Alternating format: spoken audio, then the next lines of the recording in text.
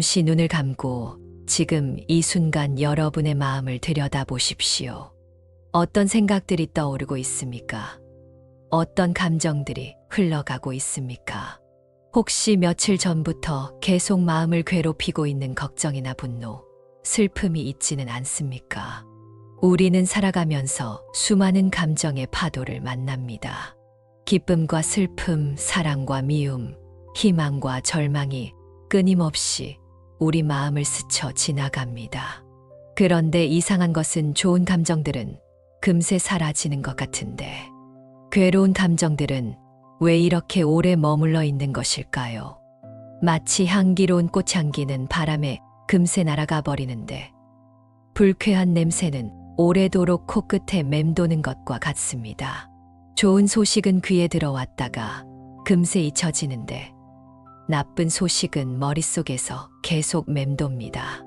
이는 우리 인간의 뇌가 생존을 위해 위험한 것들을 더 오래 기억하도록 설계되어 있기 때문이기도 합니다. 하지만 현대 사회에서는 실제 생존의 위험보다는 심리적 위험이 더 많습니다. 누군가의 차가운 말 한마디, 예상치 못한 실패, 관계에서의 갈등 등이 우리를 괴롭힙니다. 그리고 이런 일들이 일어난 후에도 우리는 계속해서 그 상황을 되새기며 스스로를 괴롭힙니다. 법륜 스님께서는 이런 우리의 마음에 대해 깊은 통찰을 주셨습니다. 마음이 괴로운 건 괴로운 마음을 계속 붙잡고 있기 때문입니다. 이 말씀은 우리가 괴로움의 진정한 원인을 잘못 알고 있다는 것을 깨우쳐 줍니다. 우리는 흔히 괴로움의 원인을 외부에서 찾습니다. 누군가가 나에게 상처를 주어서 일이 뜻대로 되지 않아서, 건강이 좋지 않아서, 돈이 부족해서 괴롭다고 생각합니다. 물론 이런 외부 조건들이 괴로움의 계기가 될 수는 있습니다. 하지만 진짜 문제는 그런 괴로운 마음을 우리가 계속 붙잡고 놓지 않는다는 것입니다. 어떤 분이 직장에서 상사에게 심한 꾸중을 들었다고 합니다. 그 순간은 분명히 기분이 나빴을 것입니다. 하지만 그 일이 일어난 것은 오전 10시였는데 저녁 9시가 되어서도 여전히 그 일을 생각하며 화를 내고 있었습니다. 심지어 집에 와서 가족들에게까지 짜증을 내고 있었습니다. 과연 그 상사가 11시간 동안 계속 그분을 괴롭혔을까요? 그렇지 않습니다. 상사는 꾸중을 한 후 자신의 일을 계속했을 것입니다. 점심도 먹고 회의도 하고 퇴근 후에는 가족과 저녁을 먹으며 평범한 하루를 보냈을 것입니다. 하지만 그분은 11시간 동안 스스로 그 괴로운 마음을 되새기며 자신을 괴롭혔던 것입니다. 더 자세히 살펴보면 그분은 하루 종일 이런 생각들을 반복했을 것입니다. 왜 나한테만 그렇게 말하지? 내가 뭘 그렇게 잘못했다고? 다른 사람들 앞에서 창피를 주다니. 저 사람은 항상 나를 무시해. 이 회사는 정말 다닐 곳이 못 돼. 등등. 이런 생각들이 마치 레코드판이 긁힌 것처럼 계속 반복되었을 것입니다. 이것이 바로 법륜 스님께서 말씀하신 괴로운 마음을 계속 붙잡고 있다는 의미입니다. 괴로움을 만드는 것은 외부의 사건이 아니라 그 사건에 대한 우리의 반응을 계속 붙잡고 있는 우리 자신입니다. 부처님께서는 이미 2500년 전에 이런 말씀을 하셨습니다. 모든 괴로움은 집착에서 생긴다. 여기서 집착이란 바로 어떤 생각이나 감정을 붙잡고 놓지 않는 것을 의미합니다. 우리가 괴로운 것은 괴로운 일이 일어나서가 아니라 그 괴로운 마음을 붙잡고 있기 때문입니다. 사실 이는 우리 일상에서 쉽게 확인할 수 있는 사실입니다. 똑같은 일이 일어나도 사람마다 반응이 다릅니다. 어떤 사람은 금세 잊어버리는데 어떤 사람은 며칠씩 끙끙 앓습니다. 어떤 사람은 웃어넘기는데 어떤 사람은 분노로 잠을 이루지 못합니다. 이는 그 사건 자체가 문제가 아니라 그 사건을 어떻게 받아들이고 어떻게 반응하느냐가 문제라는 것을 보여줍니다. 그렇다면 우리는 왜 괴로운 마음을 붙잡고 있을까요? 여러 가지 이유가 있습니다. 첫째, 우리는 그 감정이 정당하다고 생각합니다. 내가 화내는 것은 당연해. 저 사람이 잘못했으니까. 내가 슬퍼하는 것은 자연스러워. 이런 일이 일어났으니까. 이런 식으로 자신의 감정을 정당화합니다. 마치 그 감정을 포기하면 자신이 잘못을 인정하는 것처럼 느껴집니다. 둘째, 우리는 그 감정을 통해 자신의 정체성을 확인합니다. 나는 이런 일에 화를 내는 사람이야. 나는 이런 것에 슬퍼하는 감정이 풍부한 사람이야 라고 생각합니다. 감정이 자신의 일부라고 여기는 것입니다. 특히 한국 사회에서는 정이 많다, 의리가 있다는 것을 미덕으로 여기기 때문에 감정을 쉽게 놓지 못하는 경우가 많습니다. 셋째, 우리는 그 감정을 놓으면 무언가 중요한 것을 잃을 것 같다고 두려워합니다.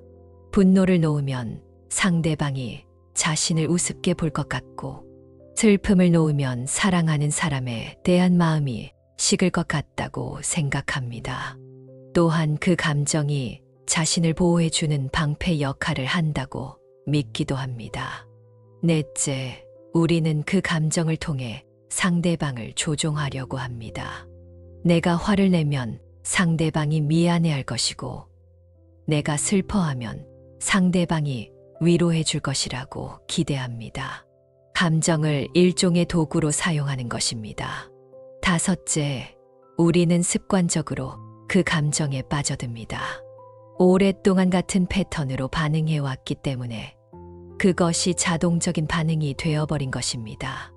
마치 길을 걸을 때 의식하지 않고도 발이 움직이듯이 특정 상황이 되면 자동으로 특정 감정이 일어나는 것입니다. 하지만 이 모든 것들은 착각입니다. 법륜 스님께서는 두 번째로 이런 말씀을 하셨습니다. 슬픔도 생각이고 분노도 생각입니다. 그 생각을 놓으면 괴로움도 놓입니다. 이 말씀은 감정의 본질에 대한 깊은 통찰을 담고 있습니다. 우리는 감정을 마치 실체가 있는 것처럼 여기지만 실제로는 감정도 하나의 생각일 뿐입니다. 생각이 일어났다가 사라지듯이 감정도 일어났다가 사라지는 일시적인 현상입니다. 현대 뇌과학에서도 이를 뒷받침하는 연구 결과들이 나오고 있습니다. 어떤 심리학자는 이런 실험을 했습니다. 사람들에게 화가 나는 상황을 떠올리게 한 후 그 분노가 얼마나 오래 지속되는지 관찰했습니다. 놀랍게도 순수한 분노 감정 자체는 90초를 넘지 않았습니다. 90초 후에도 계속 화가 나 있다면 그것은 그 사람이 계속해서 화나는 생각을 되풀이하고 있기 때문이었습니다. 또 다른 연구에서는 사람들에게 슬픈 영화를 보여준 후 뇌 활동을 관찰했습니다.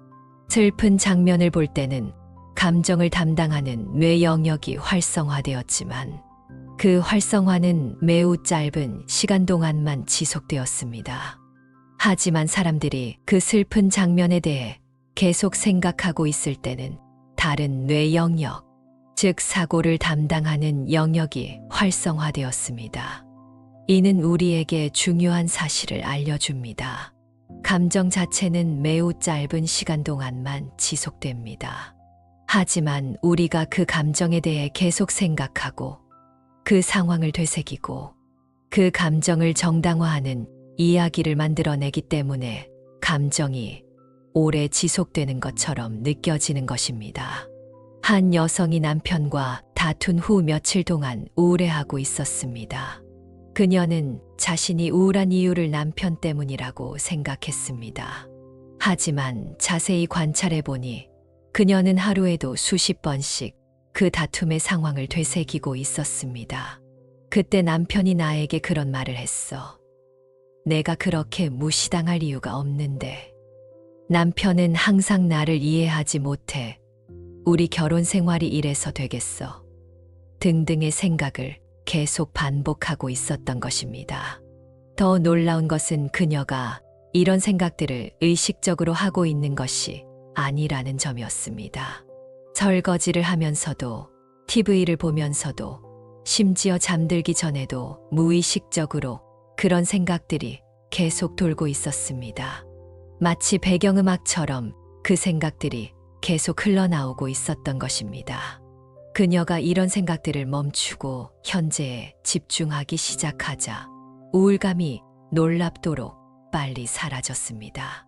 남편과의 관계가 갑자기 좋아진 것도 아니고 외부 상황이 바뀐 것도 아니었습니다. 단지 괴로운 생각을 붙잡는 것을 멈췄을 뿐인데도 마음이 평화로워진 것입니다. 이것이 바로 그 생각을 놓으면 괴로움도 놓입니다 라는 스님 말씀의 의미입니다. 괴로움은 괴로운 생각을 계속 붙잡고 있을 때만 지속됩니다. 그 생각을 놓는 순간 괴로움도 함께 사라집니다. 그런데 여기서 중요한 것은 생각을 놓는다는 것이 생각을 억압한다는 뜻이 아니라는 점입니다. 생각을 억압하려고 하면 오히려 그 생각이 더 강해집니다. 마치 하얀 코끼리를 생각하지 마세요라고 하면 더욱 하얀 코끼리가 생각나는 것과 같습니다. 생각을 놓는다는 것은 그 생각에 에너지를 주지 않는다는 뜻입니다. 그 생각이 일어나도 거기에 관심을 주지 않고 그 생각을 발전시키지 않고 그 생각에 따라 행동하지 않는 것입니다. 마치 길가에 지나가는 자동차를 보듯이 그냥 지나가게 두는 것입니다. 그렇다면 구체적으로 어떻게 생각을 놓을 수 있을까요? 여기서 법륜 스님의 세 번째 말씀이 큰 도움이 됩니다. 감정은 물결과 같아서 올라왔다가 반드시 사라집니다. 그걸 그냥 지켜보면 됩니다. 이 말씀은 감정을 다루는 가장 지혜로운 방법을 제시해 줍니다. 감정을 억압하거나 없애려고 애쓰지 말고 그냥 지켜보라는 것입니다. 마치 바다의 파도를 바라보듯이 감정의 물결을 그냥 관찰하라는 것입니다. 바다에 서서 파도를 바라본 경험이 있으실 것입니다. 파도는 끊임없이 밀려왔다가 빠져나갑니다. 큰 파도도 있고 작은 파도도 있습니다. 때로는 거센 파도가 몰아치기도 하고 때로는 잔잔한 물결만 일렁이기도 합니다. 하지만 어떤 파도든 결국은 사라집니다. 영원히 지속되는 파도는 없습니다. 파도를 자세히 관찰해 보면 흥미로운 특성을 발견할 수 있습니다. 파도는 일정한 리듬을 가지고 있습니다. 올라왔다가 내려가고 다시 올라왔다가 내려갑니다. 그리고 각각의 파도는 고유한 모양과 크기를 가지고 있습니다. 어떤 파도는 높고 날카롭고 어떤 파도는 낮고 부드럽습니다. 하지만 모든 파도는 결국 바다로 돌아갑니다. 우리의 감정도 이와 똑같습니다. 분노의 파도가 밀려올 때도 있고 슬픔의 파도가 몰아칠 때도 있습니다. 때로는 기쁨의 파도가 일어나기도 하고 때로는 평온한 상태가 지속되기도 합니다. 하지만 어떤 감정이든 결국은 사라집니다. 영원히 지속되는 감정은 없습니다. 감정도 파도처럼 일정한 패턴을 가지고 있습니다. 처음에는 약하게 시작되다가 점차 강해지고 정점에 이른 후에는 다시 약해져서 사라집니다. 이런 패턴을 이해하면 감정을 더 지혜롭게 다룰 수 있습니다. 문제는 우리가 이 자연스러운 과정을 방해한다는 것입니다. 파도가 밀려올 때 우리는 그것을 막으려고 하거나 반대로 그것을 붙잡으려고 합니다. 좋은 감정이 올 때는 이 기분이 계속되었으면 좋겠어 라고 생각하며 붙잡으려 하고 나쁜 감정이 올 때는 이 기분을 빨리 없애야 해라고 생각하며 밀어내려 합니다. 하지만 이런 노력들은 오히려 감정을 더 오래 지속시킵니다. 파도를 막으려고 하면 더 큰 파도가 되어 돌아오고 파도를 붙잡으려고 하면 자연스러운 흐름이 방해받습니다. 가장 좋은 방법은 그냥 지켜보는 것입니다. 어떤 명상 수행자가 이런 경험을 했다고 합니다. 명상 중에 갑자기 어린 시절의 슬픈 기억이 떠올랐습니다. 아버지가 돌아가셨을 때의 기억이었습니다. 처음에는 그 슬픔을 없애려고 애썼습니다. 다른 생각을 하려고 하고 호흡에 집중하려고 했습니다. 하지만 그럴수록 슬픔이 더 강해졌습니다. 그래서 방법을 바꿔서 그 슬픔을 그냥 지켜보기 시작했습니다. 아, 지금 슬픔이 일어나고 있구나. 가슴이 답답하고 눈물이 나려고 하는구나. 목구멍이 메이는 느낌이 드는구나. 아버지에 대한 그리움이 올라오고 있구나. 이런 식으로 슬픔을 관찰했습니다. 그러자 신기한 일이 일어났습니다. 슬픔이 점차 약해지더니 결국 완전히 사라진 것입니다. 그리고 그 자리에는 깊은 평화가 찾아왔습니다. 아버지에 대한 따뜻한 사랑과 감사의 마음이 일어났습니다. 슬픔을 억압하거나 피하려고 했을 때는 느낄 수 없었던 평화였습니다. 나중에 그는 이렇게 말했습니다. 슬픔을 적으로 여기고 싸우고 있을 때는 슬픔이 더 강해졌어요. 하지만 슬픔을 친구로 여기고 함께 있어 주니까 슬픔이 자연스럽게 사라졌어요. 그리고 그 뒤에 숨어 있던 사랑을 발견할 수 있었어요. 이것이 바로 그냥 지켜보면 됩니다. 라는 스님 말씀의 의미입니다. 감정과 싸우지도 말고, 감정을 붙잡지도 말고, 그냥 관찰자의 입장에서 지켜보는 것입니다. 불교에서는 이런 수행을 사띠라고 부릅니다. 사띠는 보통 마음 챙김으로 번역되는데, 현재 일어나고 있는 모든 것을 있는 그대로 알아차리는 것을 의미합니다. 판단하지도 않고 바꾸려고 하지도 않고 그냥 알아차리는 것입니다. 사띠 수행을 할 때는 감정을 마치 하늘에 떠가는 구름처럼 바라봅니다. 구름이 하늘에 나타났다가 사라지듯이 감정도 마음에 나타났다가 사라지는 것으로 봅니다. 구름을 없애려고 애쓰지 않듯이 감정도 없애려고 애쓰지 않습니다. 그냥 지금 이런 구름이 지나가고 있구나라고 관찰할 뿐입니다. 어떤 사람은 감정을 기차에 비유하기도 합니다. 기차역에 서 있으면 여러 기차가 지나갑니다. 화물기차도 있고 여객기차도 있고 빠른 기차도 있고 느린 기차도 있습니다. 우리는 그 기차들을 타고 갈 수도 있고 그냥 지나가는 것을 바라볼 수도 있습니다. 감정도 마찬가지입니다. 분노라는 기차가 지나갈 때 우리는 그 기차에 뛰어타서 분노의 여행을 떠날 수도 있고 플랫폼에 서서 분노 기차가 지나가는구나 라고 바라볼 수도 있습니다. 선택은 우리의 몫입니다. 이런 관점에서 보면 감정은 우리의 적이 아닙니다. 감정은 단지 우리가 살아있다는 증거이고 우리가 세상과 관계를 맺고 있다는 신호입니다. 문제는 감정 자체가 아니라 감정에 대한 우리의 반응입니다. 현대 뇌과학 연구에 따르면 감정이 일어날 때 우리 뇌에서는 두 가지 경로가 활성화됩니다. 하나는 감정을 직접 경험하는 경로이고 다른 하나는 그 감정을 관찰하고 조절하는 경로입니다. 마음 챙김 명상을 꾸준히 하면 두 번째 경로가 강화되어서 감정에 휘둘리지 않고 객관적으로 관찰할 수 있는 능력이 향상됩니다.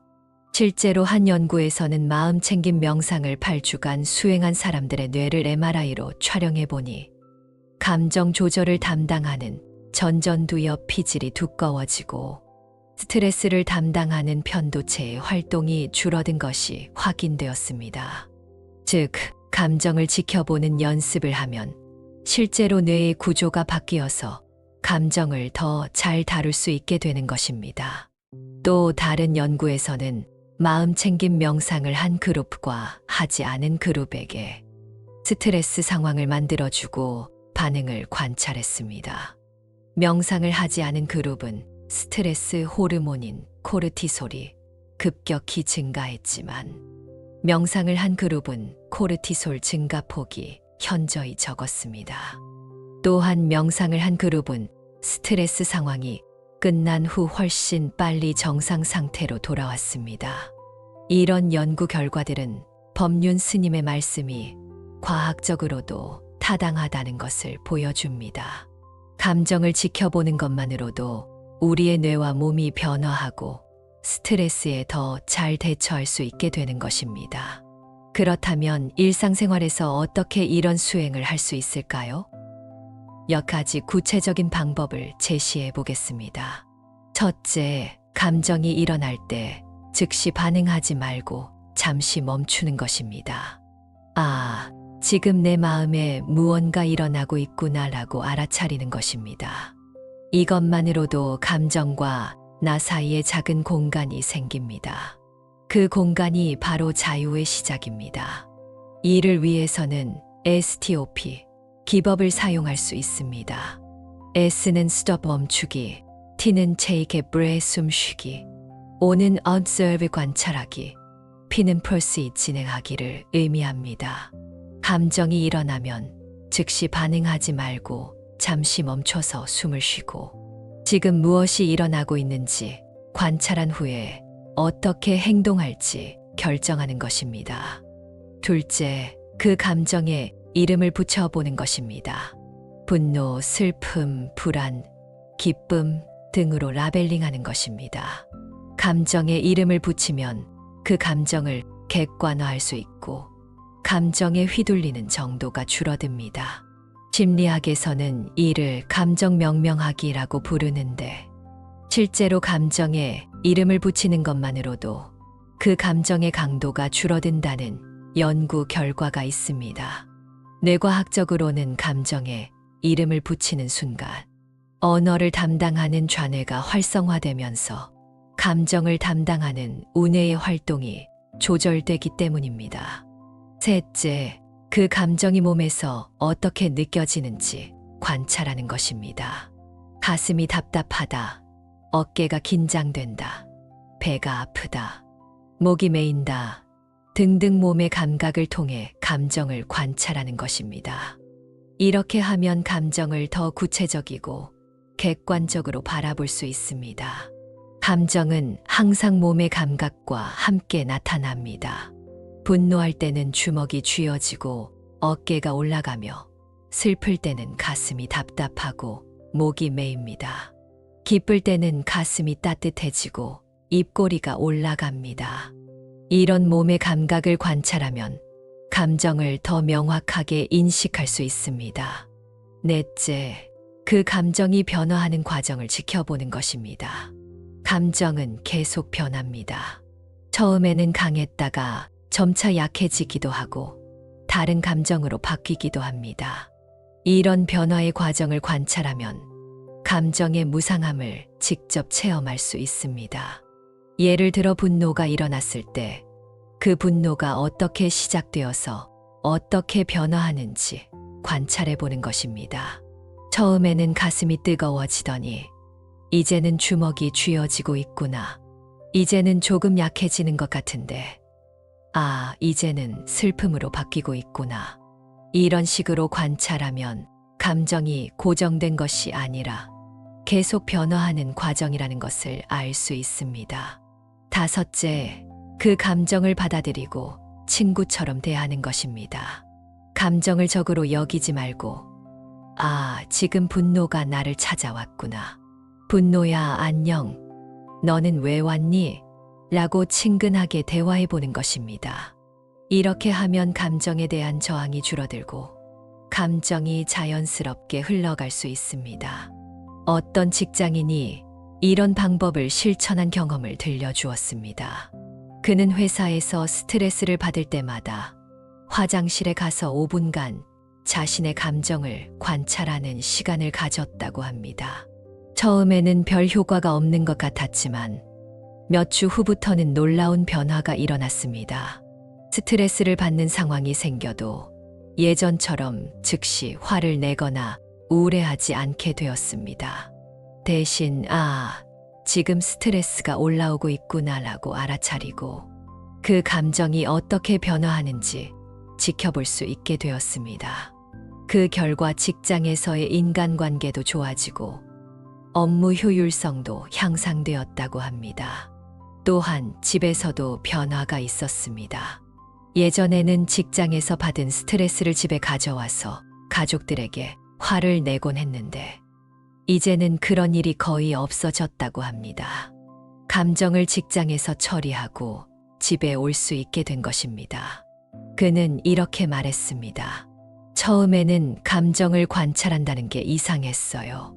하지만 계속 하다 보니 감정이 정말 파도 같다는 걸 알게 되었어요. 올라왔다가 반드시 사라지더라고요. 그걸 알고 나니까 감정에 휘둘리지 않게 되었어요. 이런 수행을 계속하다 보면 우리는 점차 감정의 주인이 될 수 있습니다. 감정에 휘둘리는 것이 아니라 감정을 지혜롭게 다룰 수 있게 되는 것입니다.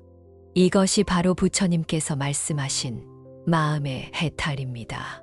법륜 스님의 말씀을 다시 한번 되새겨 보겠습니다. 마음이 괴로운 건 괴로운 마음을 계속 붙잡고 있기 때문입니다. 이제 우리는 괴로운 마음을 붙잡지 않을 수 있습니다. 괴로운 생각이 일어나도 그것을 붙잡지 않고 흘려보낼 수 있습니다.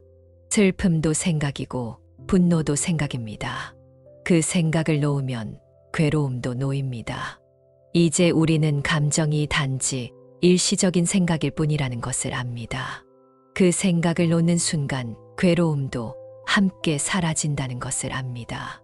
감정은 물결과 같아서 올라왔다가 반드시 사라집니다. 그걸 그냥 지켜보면 됩니다. 이제 우리는 감정의 파도를 두려워하지 않습니다. 그 파도가 아무리 크더라도 결국은 사라진다는 것을 알기 때문입니다. 우리는 그 파도를 지켜보는 관찰자가 될 수 있습니다. 이런 수행을 통해 우리가 얻을 수 있는 것은 무엇일까요? 첫째, 마음의 평화입니다. 감정에 휘둘리지 않으니 마음이 평온해집니다. 외부 상황이 어떻게 변하든 내면의 평화를 유지할 수 있게 됩니다. 둘째, 지혜입니다. 감정을 객관적으로 바라볼 수 있으니 상황을 더 명확하게 판단할 수 있습니다. 감정에 휘둘려 잘못된 결정을 내리는 일이 줄어듭니다. 셋째, 자유입니다. 감정의 노예가 아니라 감정의 주인이 되니 진정한 자유를 누릴 수 있습니다. 내가 어떻게 반응할지를 스스로 선택할 수 있게 됩니다. 넷째, 자비입니다. 자신의 감정을 이해하게 되니 다른 사람의 감정도 이해할 수 있게 됩니다. 다른 사람이 화를 내거나 슬퍼할 때도 그 사람을 비난하지 않고 이해할 수 있게 됩니다. 다섯째, 건강입니다. 스트레스가 줄어들고 마음이 평화로워지니 몸도 건강해집니다. 실제로 마음 챙김 명상을 하는 사람들은 혈압이 낮아지고 면역력이 향상되며 수면의 질이 좋아진다는 연구 결과가 있습니다.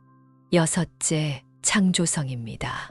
감정에 휘둘리지 않고 마음이 평온해지면 창조적인 아이디어가 더 잘 떠오릅니다. 문제 해결 능력도 향상됩니다. 일곱째, 인간관계의 개선입니다. 자신의 감정을 잘 다루게 되면 다른 사람과의 관계에서도 더 성숙하게 대응할 수 있습니다.